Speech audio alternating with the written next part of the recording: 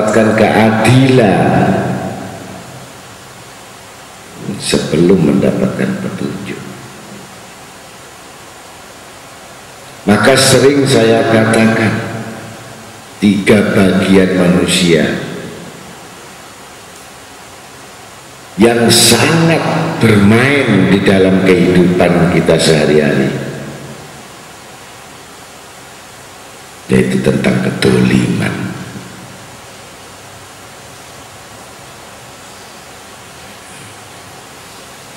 Keadilan inilah yang bisa menetralisir daripada kedoliman. Satu contoh yang sering terjadi, yang sering menjadi hiburan kita, bahkan itu terus-menerus menguasai diri kita. Orang yang dolim dengan orang yang mendolimi dan orang yang didolimi. Coba kita renungkan. Ada orang yang benar-benar tolol atau dolim, bodoh. Ada orang yang pandai mendolimi. Ada orang yang didolimi. Ini 3. Ini setiap hari kita temui berbagai macam, khususnya pada masyarakat umum. Dan itu terus-menerus berlaku dalam hidup.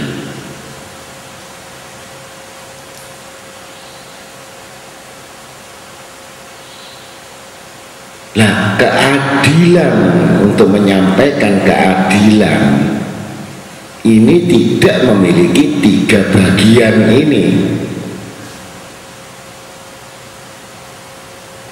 Kalau dia masih dirinya dolim, dirinya mendolimi, atau dia didolimi, ini kumpulan satu ikatan.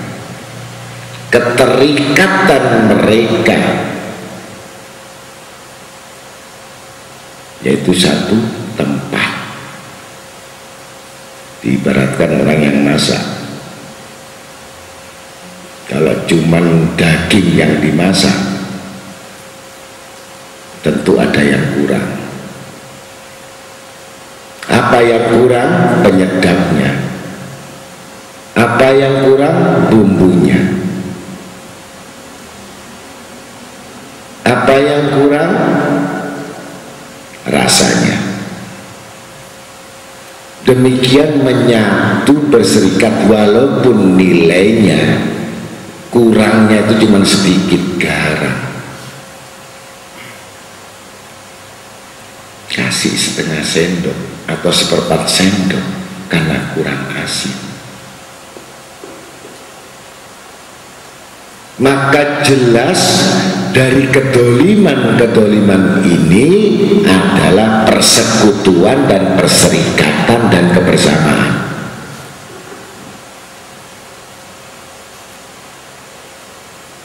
Mengapa kamu tidak teliti? Mengapa kamu tidak mengamati? Mengapa kamu tidak mengetahui? Apakah orang ini termasuk dolim? Apakah orang ini termasuk mendolimi? Atau kami yang didolimi? Ini bermain, tidak mungkin keluar dari satu ikatan. Kalau sudah kata-kata satu dolim, maka faula ikahumud dolim. Mereka kumpulan orang-orang dolim, walaupun orang itu didolimi.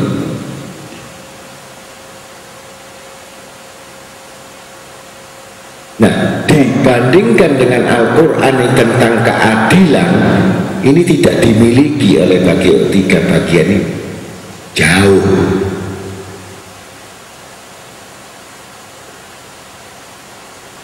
Faulaika humul faizun, faulaika humul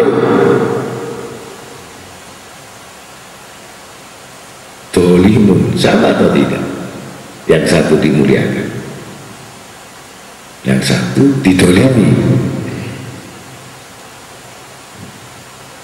Maka berhati-hatilah untuk menegakkan keadilan. Itu merupakan satu petunjuk dari Allah.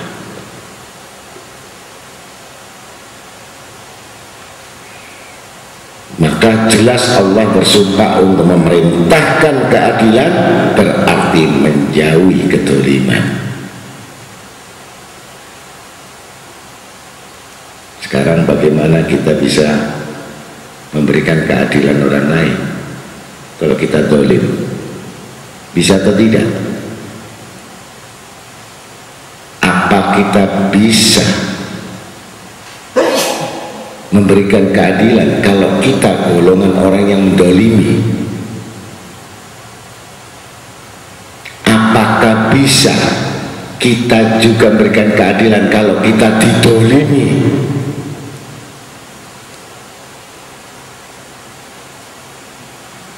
Ini bermain. Karena kita membahas kitab Ihya Ulumuddin, saya terangkan satu persatu agar tahu bagian-bagian dari 3 bagian. Kita bisa menemui diri kita satu hari ini didolimi. Kita bisa menemui dalam satu bagian kita dolim. Kita bisa menemui kita mendolimi. Ini permainannya syaitan. Iblis masuk dalam 3 prakata. Diingat-ingat.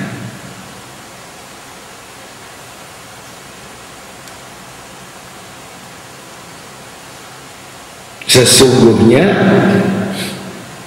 Allah tidak menimpakan bala dan musibah kepada manusia itu kecuali mereka mendolimi dirinya sendiri, berarti menganiaya.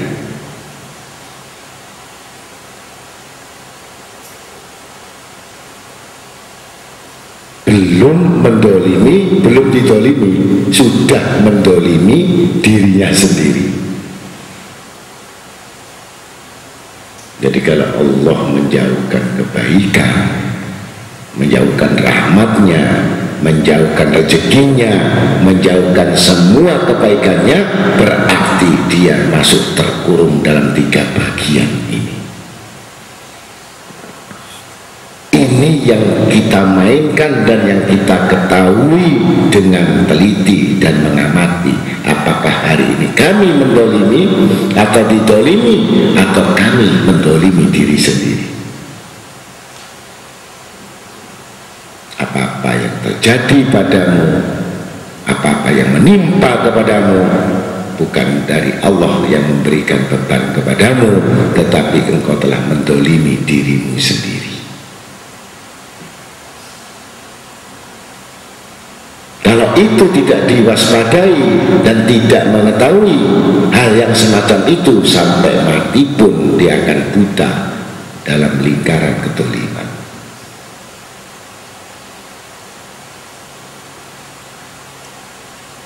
Yang tidak mendapatkan petunjuk dari Allah. Sedangkan Allah Ta'ala memerintahkan keadilan, berarti melepaskan 3 bagian itu.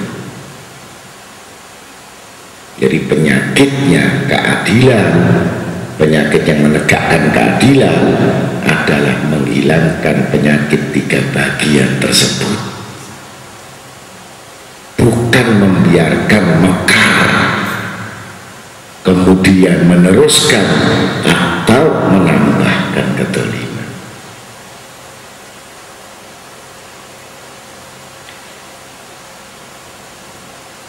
Kalau sudah menjalankan keadilan, berbuat kebaikan, kata-kata kalau orang membuat kebaikan berarti tidak ada keburukan.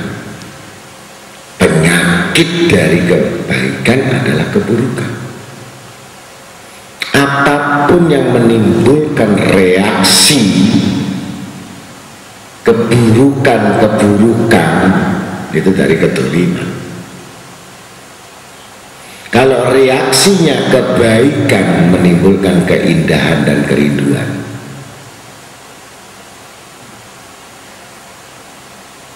pasti bisa memberi kepada kawan-kawan yang dekat, kerabat itu kawan yang dekat.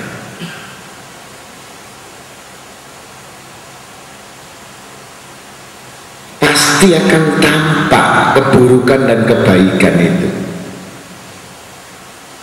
Baik cara berbicara, memandang, duduk, bergerak, makan bersama. Tabiat ini sudah menunjukkan ini orang baik atau buruk itu kelihatan. Tidak usah dipandang dari segi ma'rifah, dari segi sosial, dipandang dari segi kehidupan, dipandang dari segi pergaulan, dipandang dari segi moral, dipandang dari segi agama, dipandang dari segi psikiater atau kejiwaan. Ini menunjukkan satu tabiat bahwa ini orang tidak baik.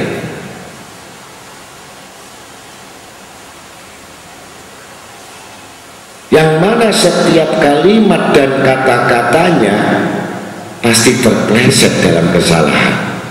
Ini namanya keburukan.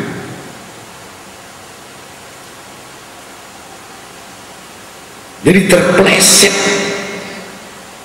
kalimat satu kata-kata itu bisa menimbulkan gesekan, menimbulkan satu kebencian, menimbulkan satu perhatian.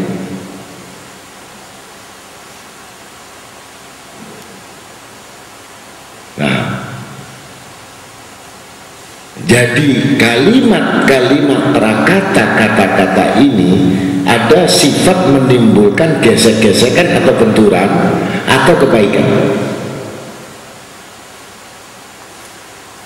Kalau kita perhatikan ayat ini keadilan, berarti keadilan itu sampai kebaikan dan ucapan.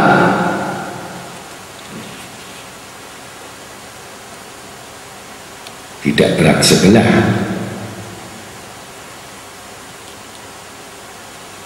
Maka yang demikian itu, mengapa manusia itu tidak berpikir terlebih dahulu?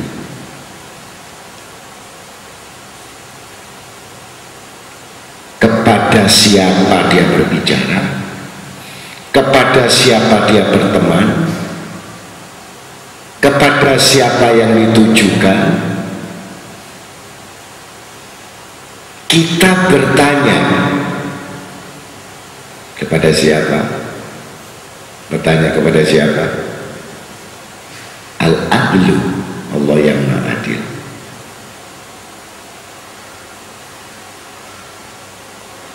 Karena manusia ini dibebani oleh pemikiran dan hawa nafsu, dan sifatnya egois, idealis,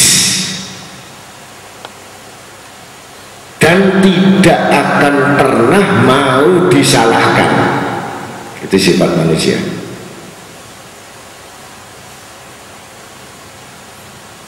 Dan tidak mau cenderung untuk minta maaf, karena memang dia tidak memiliki sifat keadilan. Kalau orang punya sifat keadilan yang dari Allah Ta'ala, pasti merasakan. Begitu berbuat salah, cepat minta maaf. Begitu berbuat dosa, cepat minta ampun. Itu sifat keadilan. Tapi karakter tabiat ini, manusia ini sombong, manusia ini angkuh, sifat iblis itu api, jauh dari keadilan. bahkan dia menurut bahwa saya benar.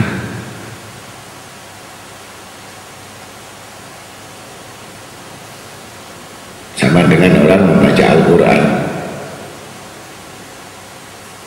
Membaca Al-Quran, membaca sholawat,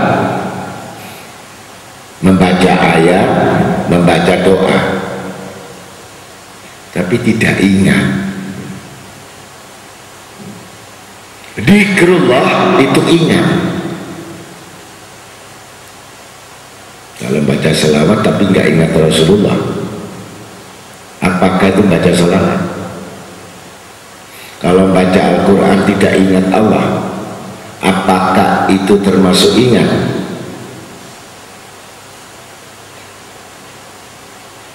Jadi kata-kata mengingat, saya katakan ada seseorang, perumpamaan itu saya mengalami sendiri dalam rumah tangga saya sebelum saya duduk di tempat ini. Kecintaan saya kepada istri saya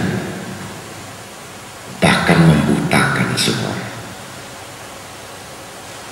Semua dunia ini tidak berarti. Bahkan diganti 1000 kali pun tidak akan pernah bisa menggantikan kedudukan istri saya waktu itu. Habis yang semuanya masuk di dalam relung hati, bahkan sampai di bawah mati. 24 jam tidak pernah melupakannya. Kesannya, kebersamaannya, menyatunya saat itu diambil oleh Allah. 24 jam tidak bisa tidur, tidak bisa makan, tidak bisa minum, semua malas karena